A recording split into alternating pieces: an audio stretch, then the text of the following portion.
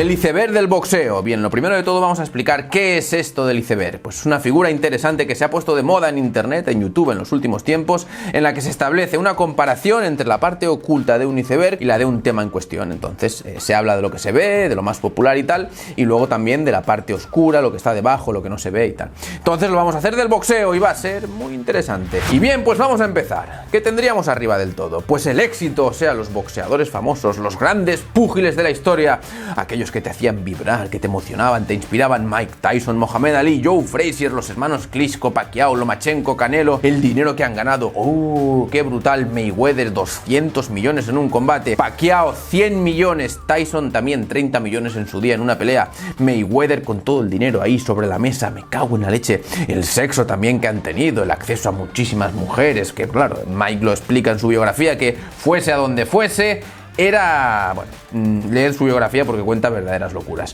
O sea, se le tiraban, había mucha gente, no todas obviamente, pero mucha gente que se le tiraba a los pies, hombres y mujeres, los dos. El poder también que se transmite en los combates, muy brutal, o sea, la gente te ve y eres para ellos un referente, la fama, el reconocimiento por parte de todo el mundo, aquellos que llegan a la cima, me cago en la leche, qué brutal es la vida para ellos, míralos en Instagram, mira lo que hicieron, mira toda la gente cómo se acuerda de ellos, el legado que han dejado ahí, qué brutal, ¿quién no querría estar ahí? También arriba, en la parte visible del iceberg, pero no tan alto, no tan en la punta como el éxito y tal, tenemos las mejoras a nivel físico. O sea, cuando tú empiezas a boxear, sobre todo si vas a unas clases que son saludables y tal, pues notas un montón de beneficios a nivel físico. Pues bueno, corres más, respiras mejor incluso, tienes más fuerza. También ves a los boxeadores profesionales y les ves ahí con todos los abdominales ahí bien definidos, fuertes. ¡Joder, menudos guerreros! También hay que hablar a este respecto de los beneficios psicológicos. O sea, muchas veces hay gente que está en bandas y estas historias y en lugar de pegarse en la calle, pues lo hacen en el ring y esto les ayuda a reencauzar su vida. Mike Tyson, por ejemplo, es un buen ejemplo de todo esto. O sea, su vida cambió radicalmente cuando empezó a boxear. Mucha gente, también hay que decirlo, practica boxeo, eso sí, con el objetivo de la salud. En esta parte del iceberg también tendríamos a todos aquellos que practican boxeo, pues bueno, pues eso, para mejorar su salud, porque les viene bien, se sienten bien a nivel físico y mental, con cuidado, eso sí, también en el sparring y tal. Y incluso también tendríamos en esa parte el boxeo con música, que cada vez es más popular, pues bueno, así un poco de postureo y estas historias. Eso estaría en la parte visible, ya no tan alto como, pues bueno, lo que hemos comentado, pero seguiría en esa parte del iceberg que podemos ver. Luego también en una zona visible del iceberg tendríamos la base de las capacidades de defensa personal, o sea, el poder que muchos sienten, la confianza que les brota a nivel marcial, o sea, el estar preparado para defenderte a ti y a los tuyos. El boxeo te enseña a moverte, a golpear, a esquivar de manera efectiva. Ese practica boxeo, joder, pues cuidado con él, es seguro que sabe pelear y tal. Esto forma parte, como no, del subconsciente colectivo, y muchas veces incluso se entiende que sabe defenderse mejor un boxeador que un artista marcial. Todo esto es genial, obviamente, amigos, es la parte lúcida, visible del deporte, lo que la mayoría ve, conoce y tal y cual. Pero vamos a meternos ahora un poquito más al fondo. Vamos a ver, por ejemplo, porque habrá mucha gente que dice: yo quiero ser profesional, quiero llegar a la cima, quiero ser como Canelo, Mayweather, Tyson, lo que sea. Entonces, vamos a hablar un poco al respecto de los profesionales. ¿Cuál es el salario medio en Estados Unidos, que es el país al que hay que ir, porque están los mejores promotores y ahí se cobra mucho? O sea, no vas a cobrar más en España o en México o en Argentina que en Estados Unidos si eres boxeador profesional. Entonces, ¿cuál es el salario medio en Estados Unidos de un profesional del boxeo? No de un amateur, de un profesional. Pues $26.000 americanos. Bueno, depende de la fuente, son 26.000, 30, quizás a veces un poquito más. No está mal, me cago en la leche, estaréis pensando algunos. Eso, pues bueno, son 26, 30.000, pues sale a más de 2.000 al mes. Pues eso es bastante interesante. Bien, varios puntos a este respecto. El primero, que es en bruto. O sea, de aquí tienes que pagar el entrenador, si tienes algún seguro, lo que sea, los viajes, la alimentación, al manager también, que se lleva un porcentaje, otros gastos que tengas, incluso si te lesionas, estas historias, impuestos también. Así que yo calculo que entre unas cosas y otras se les irá más de la mitad del dinero, o sea, unos 12, 15.000 más o menos al año. ¿Y cuál es el salario medio en Estados Unidos, por otra parte? Pues $52.000 al año, con muchos menos gastos, obviamente. Entonces, claro, es que, o sea, con 12, 15.000 dólares en Estados Unidos lo vas a pasar mal. Pero bueno, hablando de todo esto y de llegar a la cima en Estados Unidos, o sea, porque quieres tener mucho éxito, lo que sea, ser un boxeador de éxito, ha impregnado tu cabeza esa imagen de los boxeadores ahí tal y cual, millonarios, esta historia. ¿Cuáles son las probabilidades de llegar a tener éxito y de ser millonario en el boxeo? Porque has visto a Canelo y a Mayweather y a Tyson y te han inspirado de manera brutal y quieres llegar a lo más alto lo tienes decidido. Estamos hablando de Estados Unidos y trabajando con datos de Estados Unidos, porque en España millonario del boxeo no hay nadie, ni rico ni acaudalado, y yo no sé en Hispanoamérica cómo estará el tema, pero supongo que igual. En Estados Unidos, eso sí, es la tierra de las oportunidades. Vamos a ver cuál es el porcentaje de profesionales que son millonarios o que tienen mucho dinero. ¿Por qué? Porque vas a estar un tiempo entrenando, primero eres amateur, destacas, tienes una buena carrera y llegas a profesional. ¿Y cuál es la media? O sea, ¿cuál es más o menos el número de boxeadores profesionales que hay en Estados Unidos? Pues 10.000, amigos. ¿Y millonarios cuántos? ¿1? ¿5? 10 millonarios, 10 boxeadores millonarios. Yo no sabría decirte 10 boxeadores millonarios, pero bueno, quizás los hay. Eso, haciendo los cálculos, si hay 10.000 boxeadores y 10 son millonarios, significa que hay el 0,1 de profesionales del boxeo que son millonarios. Si hay 5 millonarios, entonces es el 0,05 de profesionales del boxeo que son millonarios. Y esto sin contar, ojo, a los profesionales que vienen de otros países y que van a competir a Estados Unidos, ni a los amateurs, porque si no esto sería el 0,0001, una cosa así. Pero ¿y si son 100 los que ganan bien de dinero? O sea, no son ricos ni tal y cual, pero tienen una vida ahí acaudalada y tal. 100 boxeadores. Vamos a ver. En el boxeo, como en cualquier cosa en esta vida, hay unos pocos que destacan muy por encima del resto y que mantienen la mayoría del éxito y del dinero y todo esto. Y el resto, pues bueno, la diferencia es bastante grande. O sea, 100 es el 1% de 10.000. O sea, que ya puedes empezar a entrenar, rezar y volar incluso si puedes para vender tus combates. Comparativamente, claro, a Estados Unidos van muchos boxeadores a ganar dinero y tal. Entonces, ya os digo que quizás el número así a nivel general, habría que meter algunos amateurs y todo esto, quizás sea incluso más bajo. Estoy siendo generoso. Pero bueno, Alberto, me cago en la leche, no seas negativo, no seas ahí un cenizo. Vamos a seguir un poquito más, eso sí, porque nos estamos metiendo hacia el fondo del iceberg y aquí viene ya lo más interesante. De hecho, muchas veces se dice en boxeo que lo mejor es tener un buen promotor. Hay que tener mucho cuidado de que no te robe. Esto es muy importante, porque mirad lo que pasó con Don King y Mike Tyson. Eso sí, incluso el formar parte de un muy buen, brutal evento, como puede ser, por ejemplo, la pelea Mayweather contra McGregor, te asegura el recibir una buena cantidad de dinero. Recordad que Mayweather creo que se llevó 200 millones, McGregor 60 millones, una cosa así. Pues bueno, hubo 5 boxeadores en ese evento que recibieron menos de $10.000. De hecho, Sidney LeBlanc, una mujer, solo recibió $3.500 por pelear. O sea, la pobre Sidney hubiera necesitado 10 eventos como el McGregor Mayweather para llevarse ese año $35.000.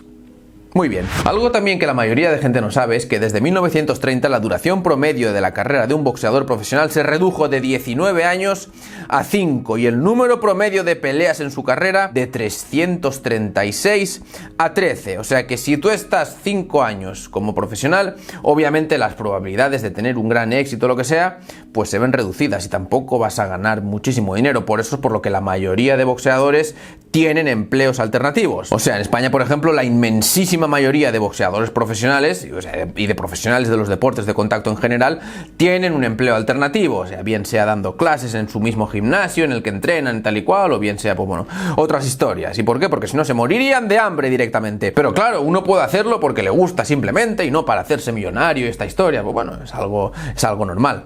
Que por cierto, ¿recordáis lo que hablamos de la salud en la parte visible del iceberg y toda esta historia? Pues voy a daros otro dato. El boxeo es el único deporte a nivel profesional que reduce tu esperanza de vida en 5 años de media, ni más ni menos. O sea, el machaque constante del cerebro, incluso teniendo en cuenta las pocas peleas que tienen los profesionales hoy en día, no es algo absolutamente nada saludable. El 20% de los boxeadores desarrolla heridas crónicas y traumáticas en el cerebro. ECT, encefalopatía traumática crónica, CTE en inglés. De hecho, de una manera u otra se dice que todos los boxeadores prácticamente han sido heridos a nivel cerebral. Lo que pasa es que hay unos que tienen más consecuencias y otros menos. ¿Y por qué? Ya sabéis, porque los golpes repetidos en la cabeza producen una aceleración rotacional del cerebro, hace que, o sea, el cerebro que está en un líquido se estampa contra los dos lados, contra el cráneo, tal y cual, y eso es malísimo para las neuronas, provoca lesiones axonales y otras patologías a nivel neural bastante importantes. A más se exponga un boxeador, o sea, más combates tenga, más tarde se retire, estas historias, peor obviamente será la pérdida de salud. De hecho, hay una enfermedad que se da únicamente, sobre todo en los deportes de combate, pero más específicamente en el boxeo, llamada demencia pugilística. ¿Y de cuáles son las características? Pues un rendimiento deficiente a nivel físico, obviamente, y también a nivel mental, problemas motores, inmunoreactividad y principios y características propias, muy parecido a lo que pasa en el Alzheimer. Hay muchos boxeadores que han acabado con Alzheimer y se dice que si no hubiesen recibido tantos golpes en la cabeza, seguramente no se hubiera desarrollado al menos a tanta velocidad. Por no hablar obviamente de los cambios de humor, las depresiones y todo el tema asociado con los traumatismos en la cabeza que se está descubriendo recientemente. La pérdida de velocidad de procesamiento, ya lo comentamos, es del 0,2% de media tras combate profesional. O sea, tras combate profesional, no teniendo en cuenta el sparring, muy importante. Con sparring duro esto sería muchísimo más. Entonces, pues bueno, esto es muy importante tenerlo en cuenta. Aún más hondo, en la parte más baja incluso del iceberg, tendríamos las depresiones y la ansiedad que afecta a todos los niveles en el boxeo. O sea, aparte de los golpes, el peligro de acostumbrar al cerebro intoxicándole, haciéndole pensar que falta poco para conseguir un éxito que casi nadie nunca alcanza. Y que es algo, vamos a ver, es importante el tener talento, obviamente, pero también tiene un punto de tremendamente fortuito. O sea, tienes que ser bueno, pero tienes que tener en cuenta que va a haber muchísimos elementos que escapen a tu control. Además de que no todos somos iguales, no todo el mundo puede ser boxeador profesional, igual que no todos los profesionales tienen el talento suficiente para destacar. Esto hay que tenerlo en cuenta. Cada persona, y esto es lo bonito de nuestra sociedad, un pequeño halo de luz en toda esta oscuridad que os estoy lanzando. Lo importante es que descubras qué es aquello que se te da bien, incluso mejor que a los demás, para qué tienes talento, y así pues bueno, desarrollar una carrera a partir de ello. Pero el meterse y el decir, no, yo tengo que ser profesional, ¿y por qué no lo soy? ¿Por qué no lo consigo? Mira ese, y claro, empiezas con el resentimiento, ha conseguido más éxito que yo, y yo lo he intentado muchos años, pero no he podido y tal y cual, empiezas a odiar a todo el mundo y ¡boh! Por eso también muchas veces en las artes marciales y en el boxeo se ve un hate bastante brutal que yo no he visto, bueno, prácticamente en todos los campos profesionales en esta vida. Cuando hay alguien que tiene muchísimo éxito por lo que sea, pues hay mucha gente que simplemente por el propio resentimiento, porque le han metido en la cabeza que él podía ser profesional de esto, de lo otro, de lo de más allá, y lo ha intentado y resulta que no ha podido por esto, por aquello, por lo que sea. En España, en México, por ejemplo, donde sea, no gana el dinero suficiente como para vivir solo del deporte prácticamente nadie, y entonces eso ha hecho que lo deje porque no sé qué, y no ha sido capaz de iluminar, como hemos comentado muchas veces, esa parte oscura dentro de él, y eso hace que se vuelva totalmente resentido estas historias. Y pues bueno, esto es muy peligroso. Y claro, luego, ¿qué es lo que pasa? Que incluso si eres campeón, muchas veces llegan las depresiones. Has acostumbrado tanto a tu mente a trabajar de esa manera que no eres capaz de disfrutar del momento en el que estás.